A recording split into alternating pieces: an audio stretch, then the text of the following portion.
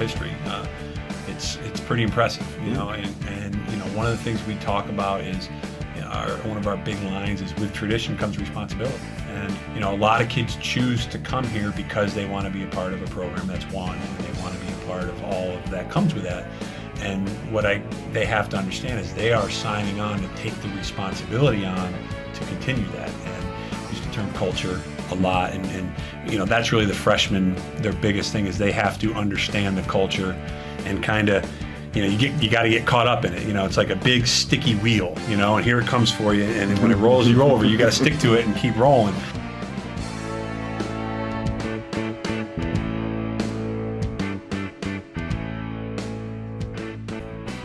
I think athletics helps students become better students too. Oh, I think so. I think so.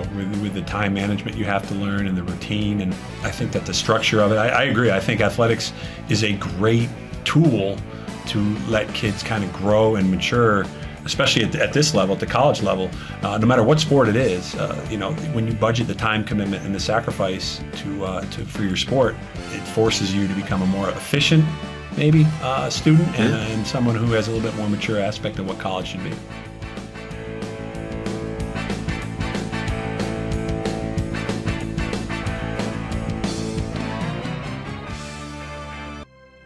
Welcome to the Make Your Mark podcast. Hey everyone, I'm Mark Moyer, author of Win Again, speaker, career coach, and business advisor. And I help athletes, executives, and entrepreneurs reach their fullest potential. What you're going to be hearing in every single episode are conversations with athletes and other sports-related influencers. And we'll be offering you the insight that you need to succeed in life, including advice that will let you jump past your competition, whether it be for a great new job or taking your business to a much, much higher level. Make sure to connect with me on social media at Mark Moyer Coach, and go to my website, markmoyer.com, to get access to the tips and strategies that my coaching clients get directly. If you're looking for ways to make your mark, send me an email to mark@markmoyer.com and I'll get you going right away. Thanks for joining me today. It's going to be an awesome episode. Now, are you ready to make your mark? Let's do this.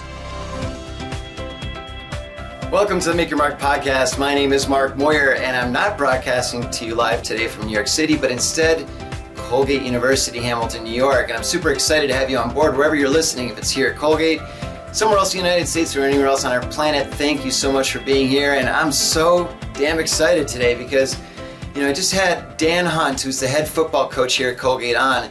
And here's a guy who's not, I don't want to say not a traditional football coach, but he's a guy who's super focused on when he recruits players to come on the team. They're not just players, but they're really good humans. They're smart. And they're going to really take everything seriously, because at the end of the day, there's a really good chance that almost all these guys are not going to go on to the NFL. So he's really trying to develop the whole human together. It was a great episode. We covered so many different things. You know, the issue of concussions, recruiting, you know, what makes a great student and a great athlete, all kinds of things, including lots of Seinfeld references, which I absolutely love. But before you listen in, please hit the subscribe button wherever it's on your screen, whether you're listening on iTunes, Stitcher, YouTube, Spotify, or if you're watching it, just hit that subscribe button. And go to my website anytime, markmoyer.com, to get access to all the amazing previous episodes, all my guests. It's been nearly 50 of them now. And great content on how to take your business and your career to a whole new level. Go check it out. Anytime, markmoyer.com. Would love to hear from you. Send me an email anytime too, mark@markmoyer.com. But without any further delay, check out this episode. You're going to love it. Dan's a great guy, you know, really successful coach, a young guy, but he's already been at Colgate for a long time, over 20 years. So check it out, and happy listening. Welcome to the Make Your Mark podcast. My name is Mark Moyer, and I'm broadcasting not live from New York City, but I'm here at Colgate University for a reunion, and I'm super excited to be here because I've got Coach Dan Hunt of the football team, the kick-ass football team, the one that just is amazing and awesome and all that stuff. We'll talk about that later. Say hello, Dan. Hello. Thanks for having me. Appreciate it. My pleasure. But anyway, no, thanks for being here. I know that it's a busy weekend, lots of things going on, but I managed to corral you and Rich helping out behind the controls. Super thrilled to be here. So I want to jump right in and really talk about, look, there's a lot of football we can talk about, and one of my passions that I'm big on also is helping athletes and student athletes make a transition when they have to leave their game. We'll talk about that a little bit later. But really, first things first, I want to hear about what got you here. And so we're going to hit the rewind button a little bit and talk about now.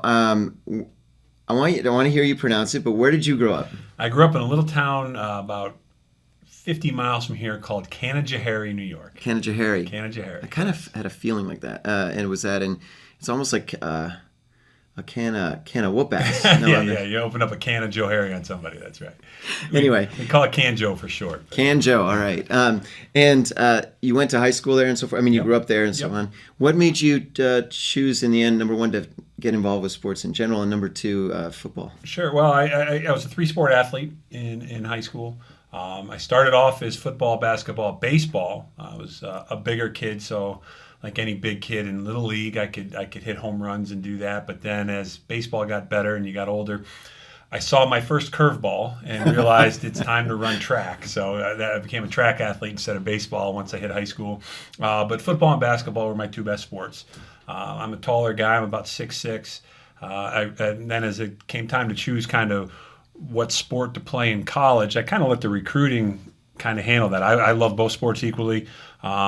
I realized pretty quickly that 6'6" in basketball means you still have to dribble and shoot, which I couldn't do. I was a center, and 6'6" in football is pretty good. So I ended up looking more towards going into my senior year. I ended up focusing more on the football schools that were recruiting me. Didn't have a great recruiting experience in high school, and that really still kind of steers me today in my recruiting. But I was all set to go to one university. Was offered a scholarship, committed to them fairly early, and I remember it was the signing day still was in February. It was the last Friday before the signing day, and we actually had a snow day.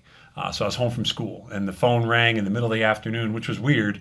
And it was my mom answered the phone, and it was for me. This was before cell phones, obviously. Yeah. And it was the coach from the school I was going to go to, and he said, sorry, I hate to tell you this, but we got a new coordinator who doesn't want to use a tight end, so you don't have a scholarship here anymore. And it was really late in the game. So at that point, I just went scrambling to try to find a place to go to school. And I actually got pretty disenchanted with the whole process, to be honest with you. Said I was going to go to RPI and be a doctor. And so that's where I decided to go for 1 year. Realized real quickly that really wasn't what I wanted to do. I wanted to be a coach. I knew my high school football coach made a big impact on my life. I knew that's what I wanted to do moving forward. So what I did was, back in the day when schools would come recruit you, they'd hand you a media guide and, just information on the team and everything. So I just went back. I probably had a stack of 25 to 30 media guides, and I just went back through them and looked at the coaching staffs and said, where did they go to college, and see if that would be something that would help me. And I realized that Springfield College in Massachusetts had a coach on just about every staff in the country, and they had recruited me originally out of high school, so I transferred in there and had a great experience going to undergraduate school there. Got my undergraduate degree there, and then I got out. But did you play there? I played there. Yes, right. I played tight end there in a wishbone offense. So wow. You don't really throw the ball very much in that. So I would get like 2 or 3 catches a year. But it great experience. Just a great experience playing there. Played for a great coach, Mike DeLong, who he had another big influence on me. When I got done, I went out and coached high school for 1 year in Albany, New York, and then went back to Springfield to get my master's degree and was a graduate assistant there.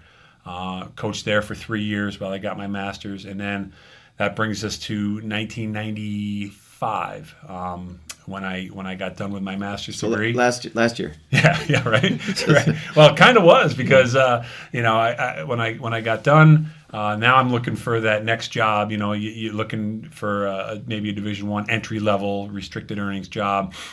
Using my Springfield ties to people that were coaching in other places, I had 2 job interviews coming out of there. One was at Colgate, and one was at Columbia. And at that time, neither team was very good. Yeah, I know Columbia wasn't. I guess Colgate wasn't. And Colgate was in a down period too. And I wasn't at that point in my life. Particularly, I was not a New York City guy, so I ended up taking the job here at Colgate. My first year, Colgate went 0-11, and everybody got fired. And I was fortunate that they named Coach Biddle, who was on the staff. They named him head coach. He kept me on as an entry level guy, and I just was able to work hard and stay on his staff through all of his success and slowly move up. And then when he retired 5 years ago, I was still here, and they Wait, who's still left? Yeah. Hey. Oh, that guy. Oh, huh? All right. Yeah. Okay. Yeah. He doesn't. He's still in his office. Let him be the head coach. So they made me head coach, and I've been really fortunate to be here. It's not a very common track in the world of college coaching. Right, to be at one place this long.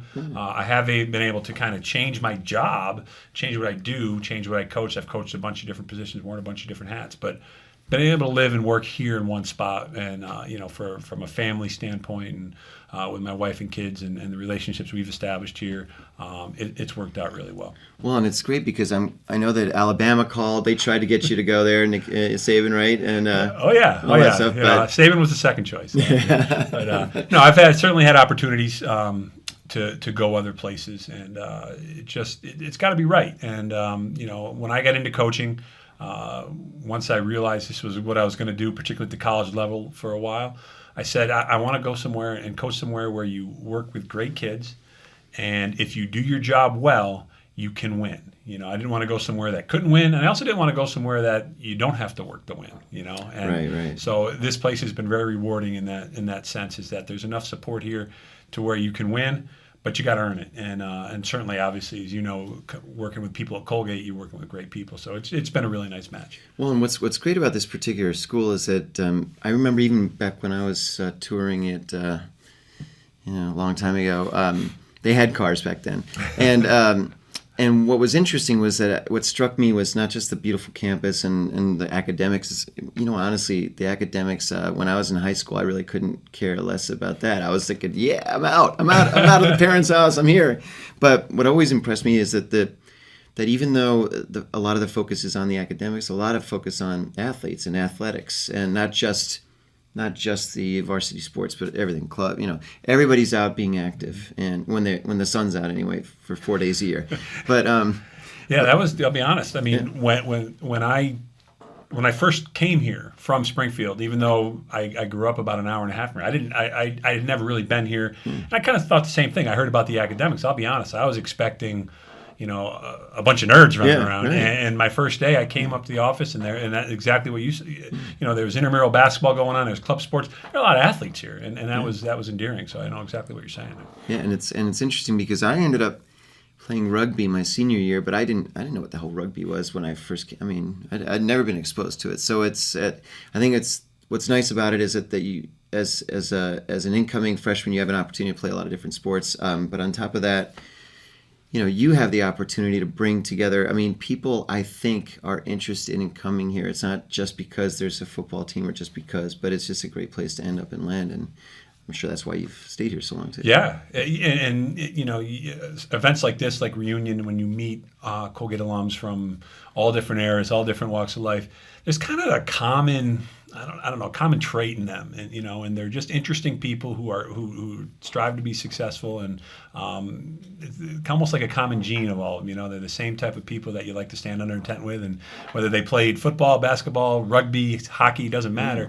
You can kind of tell, that's a Colgate person, and I think that's what's special about this place is there's almost like a bloodline. I agree, and it's almost like when you run into an alum anywhere on the planet. It's almost like you don't need to, like you already have that connection. There's nothing you need to. There's very little you need to say. I mean, I've turned into the grumpy old guy though, absolutely. Where I'm like, when I was here, we didn't have oxygen. We didn't have. Because the hill was bigger back then. Much bigger. Well, there was, there's no hill now. It's like, but and then the little shuttle buses and everything. Oh my God! But. We also talk about the food where, when I was here, there's still the student union, it's called the Hall of Presidents now, where, I feel like it was, where prison kind of, you kind of walk down with the thing and they're slopping on the food, and now it's, gluten-free options and all this sort of thing. An omelet bar. Anyway, it's all great for the kids now and everything else. It's all wonderful. So the whole, and we're going to talk in a minute about the success you've had and so forth with the team and so on, but give me an idea when you recruit, because you were talking a minute ago about your experience wasn't that wonderful and so forth. So what do you think makes a better recruiting experience? Honesty, communication. I think those are the key. And in Division I recruiting, there's so much pressure, and there's two ways to recruit guys. There are coaches and teams that will recruit with a lot of pressure. They'll, a kid will go in the room with the coach and says, "You're not leaving this room till you tell me you're coming," and that's just not our style. What we try to do is lay out who Colgate is, explain who we are, and if you want to be a part of it, we're going to be honest with you and give you every opportunity to do it. We always say there's no curveballs. I get a kick. Twitter these days is really recruiting is turned to Twitter for just about everything, and so many kids now. Something goes wrong. You see a kid commit somewhere, and 2 months later, he's putting on Twitter on his he uses his notes so he can get more words in, and says he's decommitting from one school to go to another. And it's always funny because the word decommit always has the red line under it, because decommit is not a word.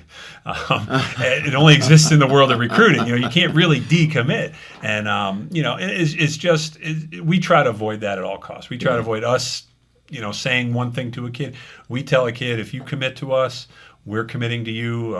We have kids commit going into their senior year, and if they get an injury and they've committed to us, we honor the commitment. We're not going to back off because they got hurt. Once you commit to Colgate, we try to say, listen, we're on board. There's no curveballs. And it's just, we lose kids because we don't pressure them. I understand that, but also we don't lose kids once they commit to us. I think that when you build a relationship based on that,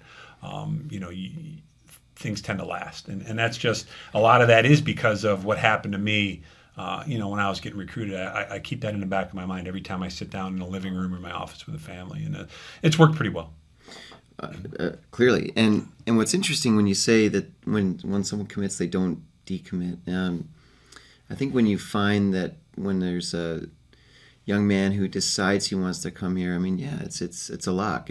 I don't see how or why they would want to, unless, yes, a bigger school perhaps chase them down, but that's so it's not just I guess the process of the recruiting, but then once they're in, what do you almost say? I'd love to know, what do you say to them almost the first time? First practice, first time you're meeting all the new guys. Sure. Well, now that we've had a fairly long, you look at Colgate's football history.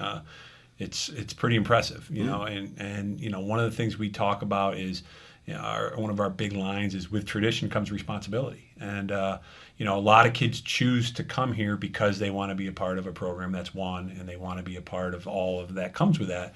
And what they have to understand is they are signing on to take the responsibility on to continue that. And we try to, we use the term culture a lot, and that's really the freshmen, their biggest thing is they have to understand the culture and kind of, you got to get caught up in it. It's like a big sticky wheel, and here it comes for you, and when it rolls you over, you got to stick to it and keep rolling.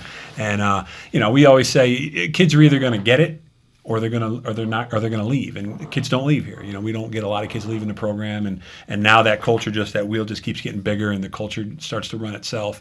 And that's the biggest thing is we try to sell it to them before they get here, so it's not a surprise when they get here. But the biggest part of being here is that, and then you got to give them the confidence that they can do it. They got to understand that we wouldn't have recruited them to be a part of this team if we didn't think they were good enough, and also admissions wouldn't have let them into school if they didn't think they could do the work, because that is a big part here too, is obviously the academic load.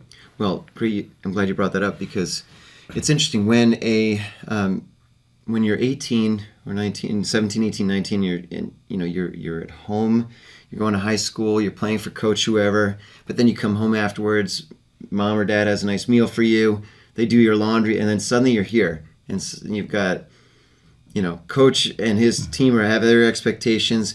Oh crap, I've got a philosophy test or whatever test, next week. I've got, and then they've got this girl, I kind of think she's cute, and, your hormones are raging, your brain is all messed up. It's a lot. Yeah, that's that first year. I think that first year in particular it's a big adjustment, and you add the other adjustment of on their high school team they're probably one of the top 2 or 3, if not the best player on the team, and then they come here and it's like, hey, get your butt down to scout team, because there's 3 kids ahead of you on the depth chart. So it can be a lot on a kid coming in from that situation. You know, sports were easy, school was easy, life was easy, and now all of a sudden, you know, they're thrown into this arena where everyone is like that. So, you know, we understand that. We try to keep our eyes open with the kids, and that's where having 89 teammates helps you too. Is you know, the class ahead of you, you know, they just went through it, and you know, they can talk you through. Colgate alumni, you know, our football team, we have a great mentoring program where when kids come in, they're assigned a mentor. And usually your freshmen, we assign them a younger mentor. It's not really a career mentor. It's more, hey, here's how you get by your first year Colgate mentor. And so they, you know, we give them a lot of opportunities to utilize the help that we have. And most of them, they do it. I mean, when they do it, sometimes it takes a little bit. But I think starting your freshman year in the fall playing a sport is a lot easier than maybe a basketball or a lacrosse or a hockey player who doesn't have the structure right away. You know, I think what's nice for our freshmen is, you know, they come in early for preseason. So they're here for 2 weeks before the other freshmen get here. So it's like by the time orientation starts, they almost feel like sophomores. They know where everything is. They know people. And so they kind of have that routine going in that first semester. So they almost forget that I'm away from home for the first time. They've moved beyond that. And you know, that really helps. I think if you had to come in and, you know, start like a regular student and then start your sport, that's probably a little bit harder. It'd be interesting to talk to a spring sport coach or a winter sport coach of how their freshmen handle that. But for us, it's nice. To be honest with you, we worry about our guys more in the spring semester when they don't have that structure, that they don't go hog wild of saying, I have all this free time. Well, but do they? Or I mean, do you have expectations of them to remain in any sort of, I mean, I'm assuming some sort of physical shape or something, but I mean, how often do they continue during the spring, or what do they do? Yeah, it's definitely, you know, during the spring semester, they work out 5 days a week, okay, or 4 days, Monday, Tuesday, Thursday, Friday, 4 days a week. And then they will also run on a couple mornings. So there's still a time commitment there, but it's just not the everyday practice. It's not the travel for the games. You know, football now, especially at the Division I level, it's 365. It's, you know, we have already, I mean, graduation was 2 weeks ago. We've got 30 kids back already, ready to train for the summer, you know, and then they'll be in the next couple weeks we'll up that number. So so there's always something every day, which is good, because even though it's less structure in the spring, it's still structure, still stuff they have to do. And then obviously once we get in April, we start spring practice and that gets them. But it's just usually it's been interesting that you would think that particularly a freshman, that his lowest GPA would be the fall of his freshman year, when sometimes it's the spring of his freshman year, because they get that. Yeah, they're kind of, they can exhale, but they exhale too much. Yes. Hopefully not inhale. I was going to say, I'm trying to figure out what I just said. Anyway, invoking Bill Clinton or whatever it was. That's right. Oh, geez. Anyway, so obviously the team and yourself have enjoyed some nice success over the past few years, and this past year was fabulous. Until, you know, what else is in North Dakota? Apparently nothing but screaming loud in a big dome and making sure we can't beat their football team. That was an experience like, you know, you read about it, and at our level, you know, that's the Alabama of FCS football. Yeah, so, you know, when we kind of saw the bracket that, all right, if we can beat James Madison, we're going to Fargo. Our kids were excited, you know, don't get me wrong. And then you get off the plane, then you realize you got to play them. But it was a great experience. I don't know what else is in Fargo, North Dakota, because I would tell you the entire population of Fargo was in that parking lot at 5 a.m. in their green and gold RVs with big flags and tailgating, and then screaming their heads off when we tried to run a play. But it was a great experience for our guys. You know, personally, I think this year with the team we had, if we could have played anyone else in the quarterfinals, we probably had a good chance to win. We just ran into the national champions in the quarterfinals instead of in the finals. Yeah, and I mean, look, we were all excited as alums to be watching the progression and so forth. And it's funny because I ran into a James Madison alum recently, and he was sure that they were going, you know. So it was, and that was great to host the game here. Yeah, that was special. That was special. The only catch was the timing, right, during, I guess, spring break for the kids. So yeah. I mean, it was pretty good that we rallied the students that were here. We rallied them up. we moved the student section. It was really kind of funny. We moved the student section to behind the visitors bench. We've never done that before, so we put them actually right behind James Madison, and they had a Fraturday tailgate, so they were doing what college kids do on a Saturday, getting ready for the game, and it had snowed. So they had cleared the snow, but there were piles of snow, and let's just say a few snowballs were fired at the James Madison people, and not that I condone that. That's right. But it certainly gave us a little bit of a home field advantage. But it was good to have the energy of a home playoff. Oh yeah. Well, and I have to think that the players from down there, I mean, they're not accustomed to the cold weather and the snow, so they were probably. I'm sure they sort of felt a little bit of what you guys felt going into North Dakota and the dome and so on. Sure. Like, that's crazy to play in a dome, right? At this level. It was the Fargodome is the loudest venue in all of sports. Oh, really? Wow. It's they were. I forget what the decibel level was. What's the capacity? It's 19,000. It's not huge, right? But it's 18,500 screaming, North Dakotans and 500 Colgate people tucked up in the corner, trying to do what they could. But and they're smart. They know how to make noise when we have the ball, and when North Dakota State had the ball, they were dead quiet, so they could get done what they needed to get done. Interesting. And I've seen all these footage of. Like even the New York Giants practicing in loud environments by blasting music and so forth, but still, it's different than being in there, and it's like all, and it's probably I'm sure some of the kids were a little bit rattled by it, Yeah, I think we handled when we were getting ready to play them that week. We practiced in the field house. I don't love practicing in the field house, but we went in there and we grabbed actually the speakers that they use for concerts at DU and put them directly behind our offense and cranked up the noise as loud as we could. Mm-hmm. And I think our kids handled the communication of the noise, but here what was interesting, and even noticed it in practice, when it's that loud, you don't think as well. And we made a lot of mental mistakes in that game that we normally wouldn't make, and that's to me where the distraction of it. You can hand signal, you can do lots of stuff to make sure that everyone knows what you're thinking, but when you can't focus, that to me was really the biggest surprise, was just how you really couldn't think as well as you could. Well, if you think about it, when you're trying to read or study or anything, you can't be doing that when someone's screaming at you or whatever it is. So I'd imagine operating rooms are pretty quiet, No, don't cut there. What? Or wait, you're Mr. Seinfeld, right? The junior man. Junior man. That's right. It's a junior man. When we could talk Seinfeld all day long. That'd be a whole separate podcast. No kidding. Oh my God.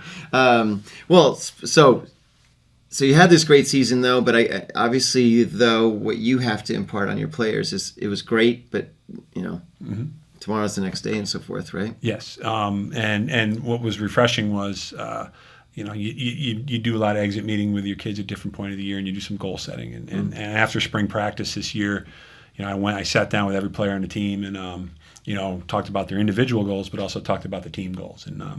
And to a man, they wanted to say we need to be better than last year, and they also wanted to play North Dakota State again. Yeah, I would be careful what you wish for, but but they know that was that a great team or was it are we a program? I always talk about weather versus climate. You can have one nice day. It doesn't mean you live in a great climate. That's good weather. So if we can keep it going, then you have a climate or a culture, and you have a program, and that's what we're trying to strive for. So one thing, I was at the Fordham game. I may have mentioned to you before, and I remember watching that game and just saying, is it that Colgate is this good or is Fordham this bad? It was domination. It was ugly kind of. And the irony is that my daughter just graduated from Fordham, but she wasn't there, which was good for her. But they had like 36 fans and we had hundreds, right? It was definitely a Colgate home game kind of thing. But I guess the question is because look, obviously you guys rolled over almost everybody in the Patriot League and had the 5 straight shutouts and so forth. I want to say this carefully to all the other Patriot League listeners out there, wherever I pointed that way, but they're not actually over there right now. But anyway, but is it something where you guys feel like you've just hit your stride and you really know what works? Is it something where the competition is just not as strongish? I think it's a combination of both this year. I think some of the teams that traditionally have good teams were down, some due to injury, some due to, I don't know what. But also, I think one thing we've done a really good job of, and this is where myself, I've worked with Coach Biddle for a long time. I also, when Coach Biddle first started, I worked with Coach Dunlap. And those are probably the two greatest football coaches in Colgate history and two of the best coaches in the country. But you kind of learn, and maybe even just specific to Colgate, you learn what succeeds and what type of player to recruit. And one thing we do is we don't vary from that at all. We don't get caught up in, too much hype with kids or highlight films that make, we know the type of kid we want, and we recruit that player. And it doesn't matter if we're their only offer. It doesn't matter if they have 100 offers. We won't stray from that formula, of how to build a team and where you have to keep it. And I think that's one of the advantages of us having a lot of continuity on our staff, too. A lot of our coaches have been here a long time. So as other teams in the league get new coaches and get new assistants, they kind of have to learn. The Patriot League's different. There's definitely an art to recruiting Division I academic kids at this level, and our learning curves in our rearview mirror. We kind of know what we need to do, and as these other teams try to figure it out, hopefully we can just keep getting further ahead and make them have to go even farther. But I think it was a combination of both. A couple down teams, but this was, in all my time at Colgate, I don't know how many 03 guys are going to be listening, but this was the best team we've had. I really think that this team was better than the team that played for the national championship in 2003. Well, look, when you have a defense that's so suffocating, right? I mean, and I know I could tell from up there how demoralized the offense gets that's facing your defense when they're like, hey, coach, nothing's working. What the hell? So, and then I remember there was a couple, like one or two completions. And I was like, wait, that's not supposed to happen. What the hell? But I was in the stands, like updating my buddy with I was on the phone doing the real time total yards, and I was like, oh my God, I was talking to all the people around me, so that was great. I don't want to. All right, enough of this sucking up, I think. But but it was a magical season. But hopefully it's something that can. Did you? All right, I know you're going to say you lost a lot of talent, a lot of seniors and so on, but I'm assuming the incoming is so. Yeah. But do you feel like you got a similar sort of set of people and prospects and all that sort of thing? Yeah, I do. It's funny because this group of seniors that just graduated, they are the only group in Colgate history that, because 3 years ago they went to the quarterfinals also. Right. So they've had that national success at a couple different times, and hopefully got the program to where it's not just a one-time thing. And I do think that the kids in the program have seen how it's done. This class was really great at kind of setting culture and work ethic, and now the guys below them, who, to be honest with you, are just as talented. It's just going to be a matter of, are they going to have that same kind of cohesiveness or culture or whatever it is? And I think we do. I think we're going to be a very good team moving forward. I'm not going to sit here and say we're going to shut out 5 people probably ever again. That's so rare. But we're going to have a very good defense. We're going to have a very good offense, and hopefully that it's something that we've built to kind of sustain itself for a while. Oh, that's awesome. So I want to shift gears a little bit and talk about the guys that just graduated and how you feel they can leverage what they've learned here at Colgate on the field and off that will help them going forward, because this may come as a shock to the listeners, but not all of them go to the NFL right away. In fact, there's probably not too many of them do, which is, it is what it is. That's the way it goes. But what do you think, what strikes you as some of the things that they exhibit that would make them really great hires going forward? Sure. Great, Yeah, I think athletes in general really have some traits to themselves that lend themselves to be successful. I think one thing with football in particular, I might be biased, but I think football is the ultimate team game. Mm-hmm.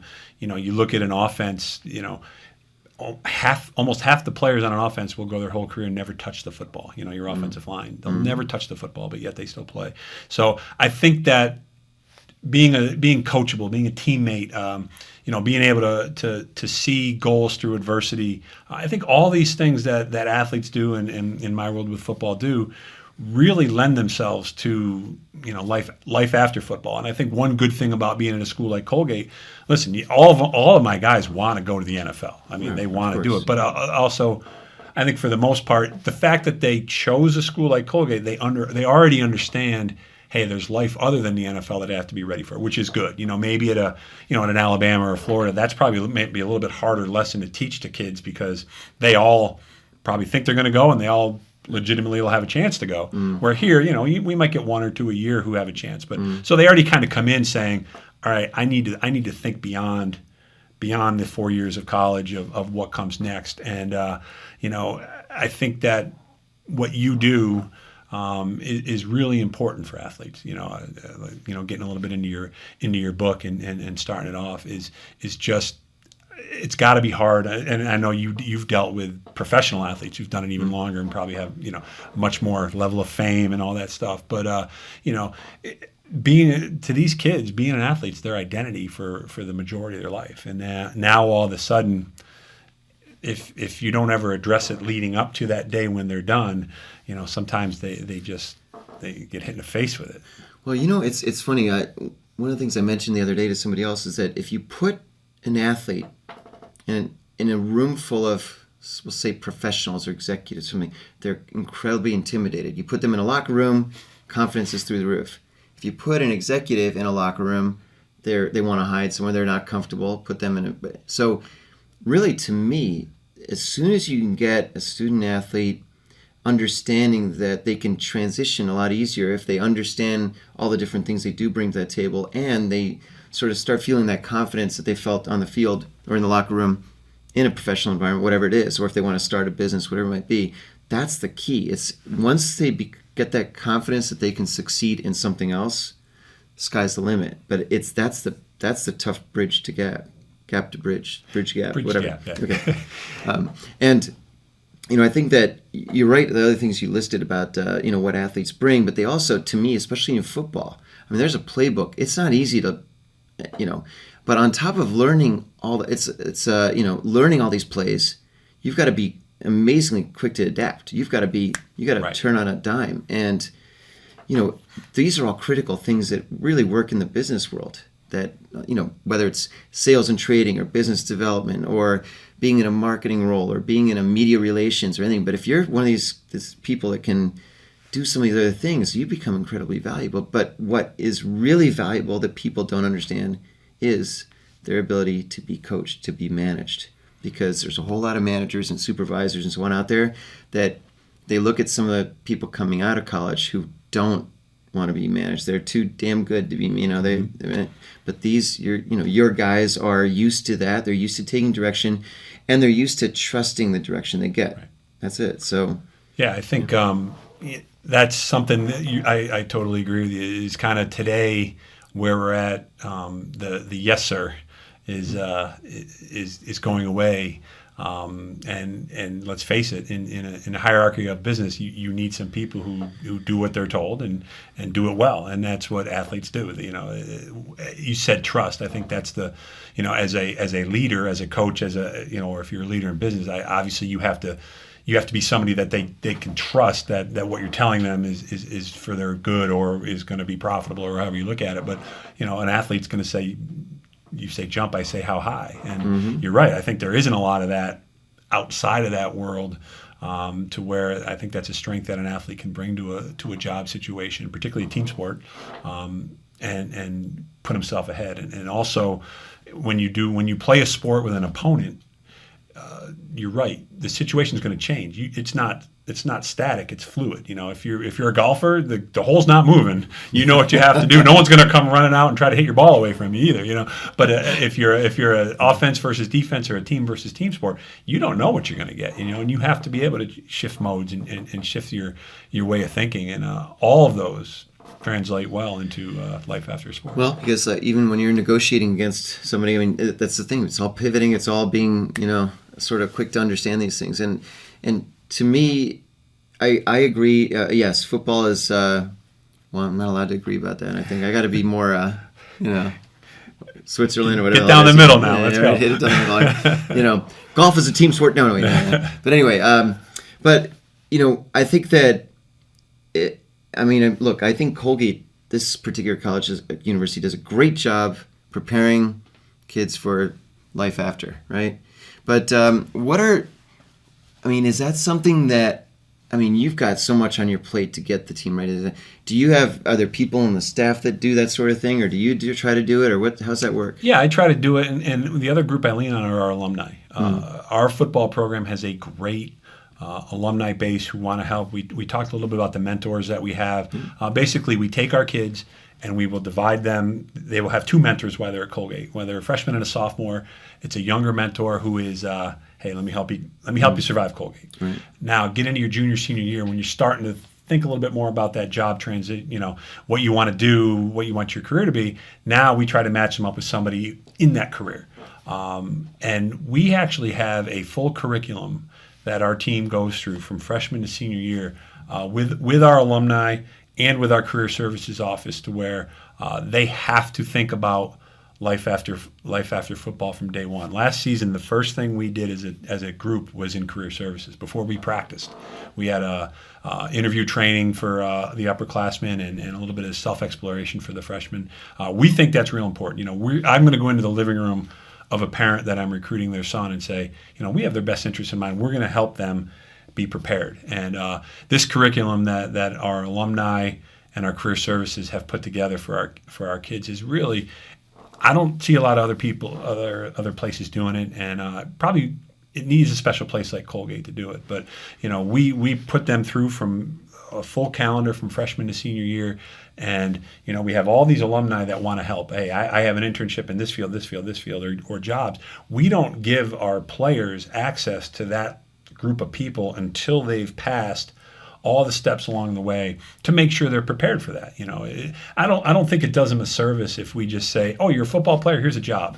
Whether you might not be prepared for it, that doesn't help the kid, and it doesn't help the guy reaching out to help to help and say, we don't want to send them an employee who's not ready to go. So so we stay. All of us coaches buy into it, so we all stay involved with it. All the assistants also stay involved with it. And we put a lot on the kids. We told her, I can promise you this: there's probably no other football team in the country that we told their players, if your resume wasn't certified, you can't practice this spring. So we put a lot on the kids to show some initiative. We bring in a lot of people to talk to our guys about different fields, because even the ones that know what they want to do, I mean, come on. When I was a junior in high school, I wanted to be a marine biologist. So, you just don't know, so you want to expose them to different things, and we force them to research 3 or 4 different fields. And at times they hate it because it's work, and a lot of it's over the summer. But when you see the end result of them getting, we say you don't just want to get them a job. You want them to get the right job and a fulfilling job. And so we make that a big part of what we do. And I wouldn't be able to do it without our career service offices and without our alumni. That's great. Well, speaking of which, one of the things that I push really hard with the people that I coach and work with is the whole notion of networking and really leveraging your network, and not just saying, well, I have, whatever it is, 200 or 2,000 Twitter followers or whatever it is, right? But more so, what do you do with them and how do you engage with them? And to me, it's funny, especially the younger men and women, that are in college and just getting out, they don't leverage things like LinkedIn as much as and we'll talk about you too, but at some point about that afterwards. But anyway, it's, to me, it's such a great way to chase down fellow alums, Colgate or any school, and then really start the dialogue going to the point where they say, hey, would you ever be interested in coming to work here? Mm-hmm. And to me, that's the big thing that, especially now, I see with all the kids looking at their phones all the time, they're less comfortable engaging eye to eye. And it's something that it's just happening. And if we teach them at an early age the ability to do this, and the ability to, as you said, do a little bit of the yes sir, no sir, whatever it might be, but also just engage in conversation, they're going to be so far ahead of everybody else that's this. Right. And right. That's such an important thing. Well, look, I'm going to shift gears one more time. Sure. You ready? This is a little segment called Hit Your Mark. It's just we're just throwing some things out there, but I noticed in your profile that there's certain things you're a big fan of. One of them is Seinfeld, apparently. Huge fan, yes. Huge fan. I think it's funny. I keep on my television a rolling, it's a TiVo, so it constantly records all the Seinfeld episodes. So I always have 25 queued up, like just at any time to be able to hit them. Because look, living in New York, I mean, this is my day to day. I live that stuff Sure. all the time. In fact, I had a guy. I interviewed for the podcast recently the president of the Baseball Hall of Fame, and the guy named Jeff Idelson, and he's been at the Hall for 25 years. I mean, a long time. He's my age anyway. You're way younger anyway. Yeah, thanks for that. But he's my age. But he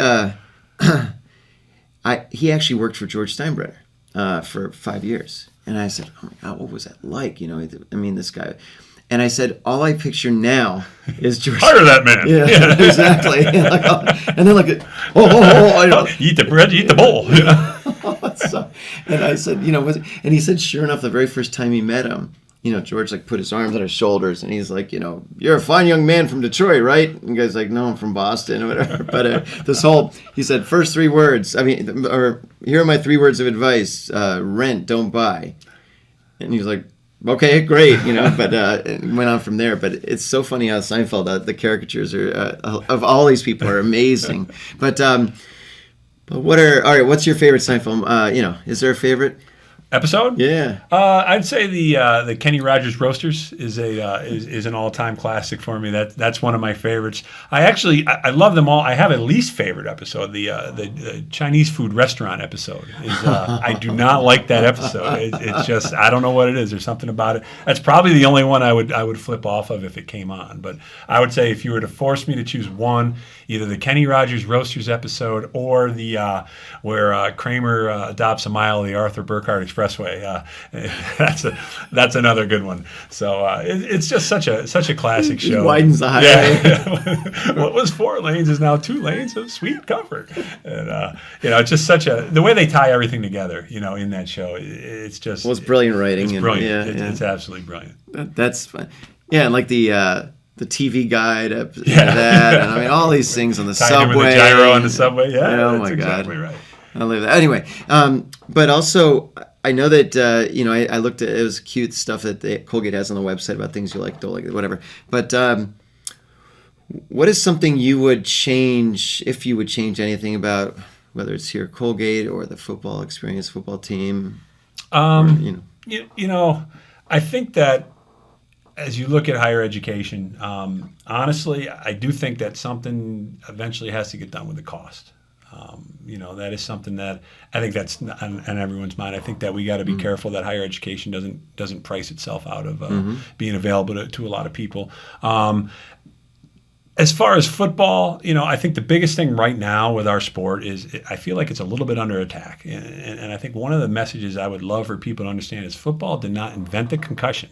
And it's not, you know, people always talk about, would you let your son play if you had a young kid now? This would be the best time if you have young kids for them to play football because of all the awareness, you know. Yes, you know, was there a time and were there practices in football that were not safe and not smart? Yes, but I think those days are over. And so that would be my biggest PR is that, you know, football it's a contact sport. Yes, it's a collision sport. Yes, but, you know, there are other sports with more concussions than us. We didn't invent the concussion. And, you know, when you look at CTE and things like that, I mean, particularly what percentage of people go on to play as much football as these NFL guys? You know, I mean, most kids play 4 years of high school, and some may play in college, some may not, and that's it. And hopefully, as coaches, you know, it's our job to adapt practice strategies that don't, you know, put kids at risk for it. And I think we're getting there. I think as a sport, we're getting there. I think one of the things I try to do at Colgate,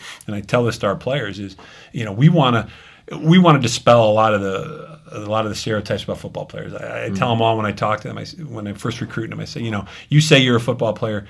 You know, people probably make some assumptions about your intellect. Well, at a place like Colgate, you have a chance to say, no, just because I'm a physical football player and I love to hit people, that doesn't mean I can't be a great student and a great employee or a great person. And you know, so that's really why I've enjoyed Colgate so much. Is you have an opportunity here to have kids who are all Americans on a football field, but also, you know, a couple of our seniors graduated with a 4.0 in chemistry. I mean, that's what you'd like to see. Absolutely. And, you know, it's funny. When I was here, I took Geology 101, which was called Rocks for Jocks, right? Yeah. Thinking, what a breeze. Well, it wasn't a breeze. And it actually was such a fascinating class that I ended up becoming a geology minor, even though I was an economics major, which doesn't make any sense. But I was like, this is really cool.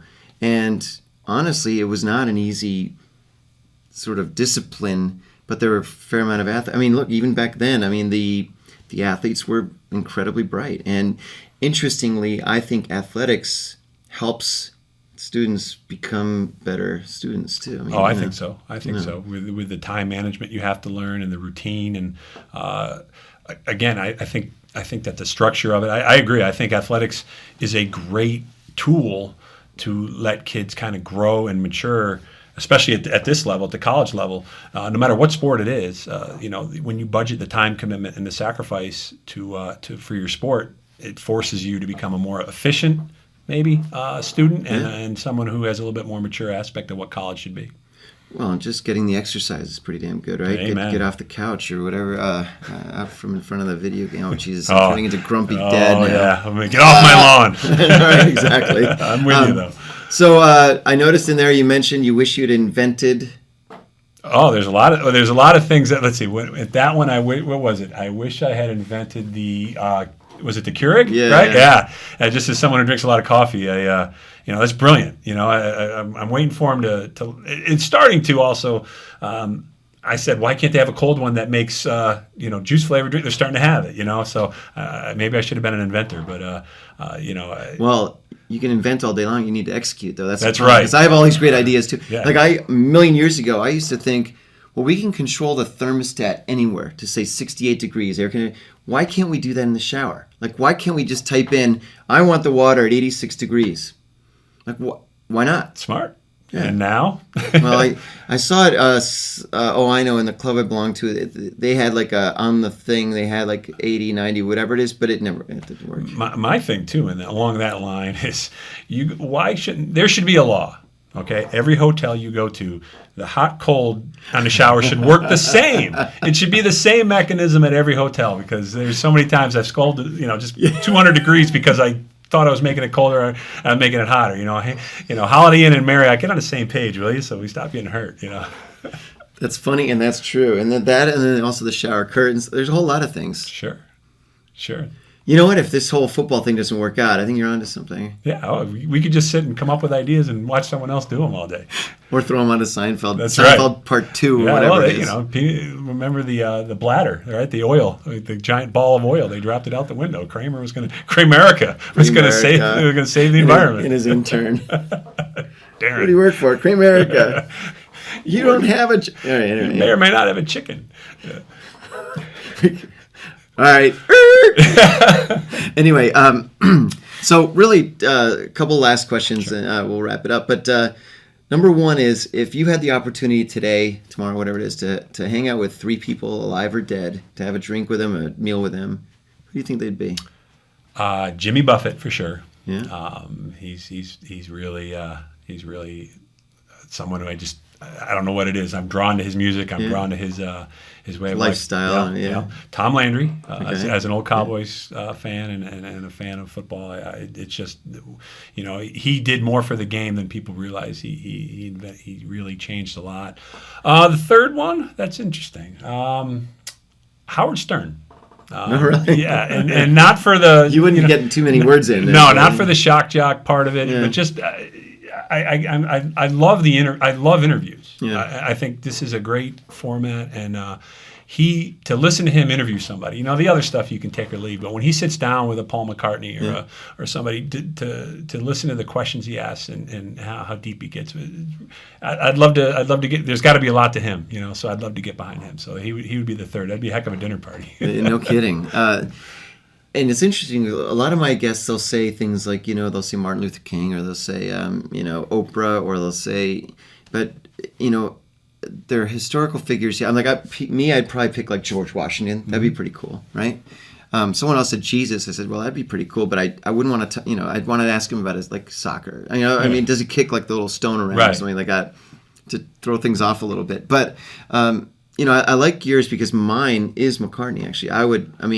He would probably be the 3 guys. I'd want to bring McCartney. And just, in fact, I was probably creeping on my wife a little bit when I said, well, I had a dream the other night that I was actually hanging out with McCartney, and he was like in a kitchen chopping up stuff, but there's like a film crew there or something. But I was trying to figure out, well, I have like 8 seconds with a guy. What do I say to them? You know, and he goes, no, you can hang out. I was like, what? Really? Okay, great. You know?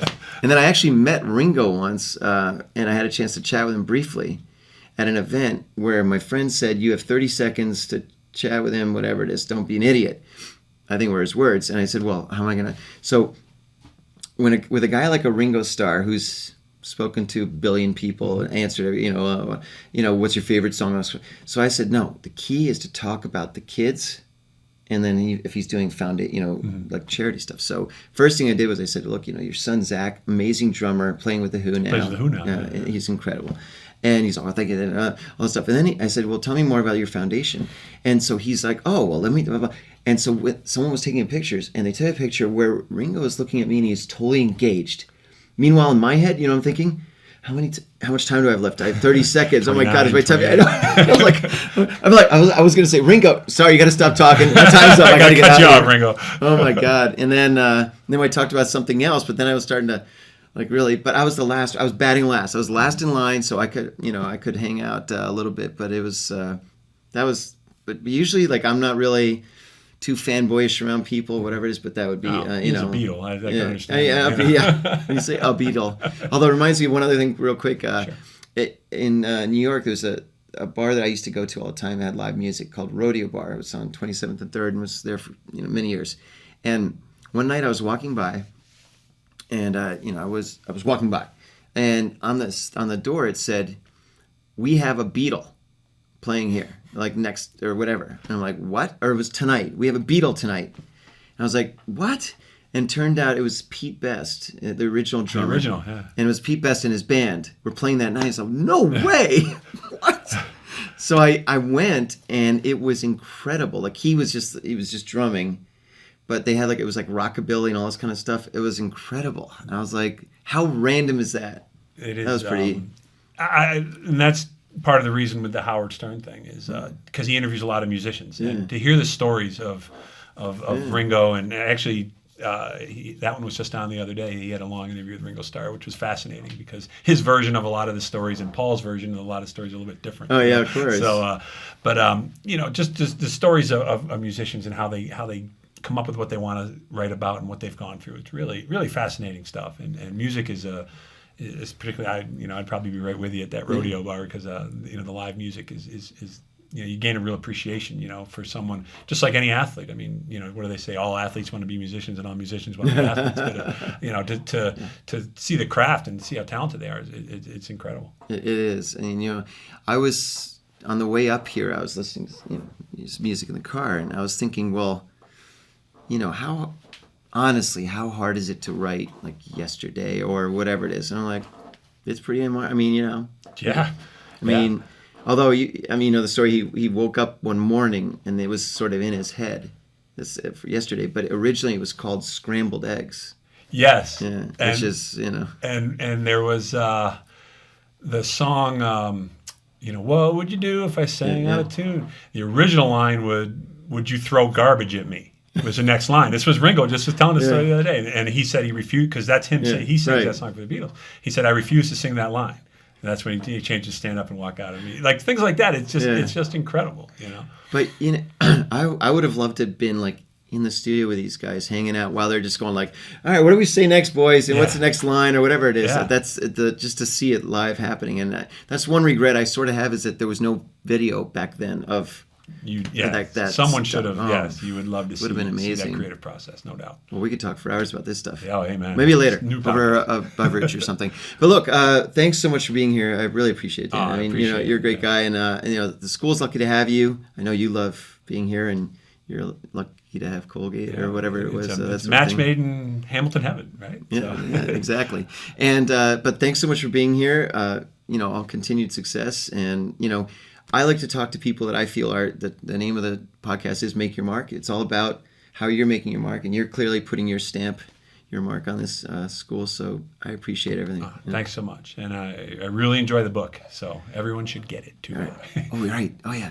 Quiz on Chapter 8 tomorrow. Okay, I better get moving then. Fourth quarter part, right? You noticed the football? Yes. And the ref and the coach says and all that. Yeah, think it's laid out for athletes. It's really good. I think I just got the endorsement. Thanks, man. Appreciate you being here. Thanks so much. I All right, appreciate it. we'll talk soon.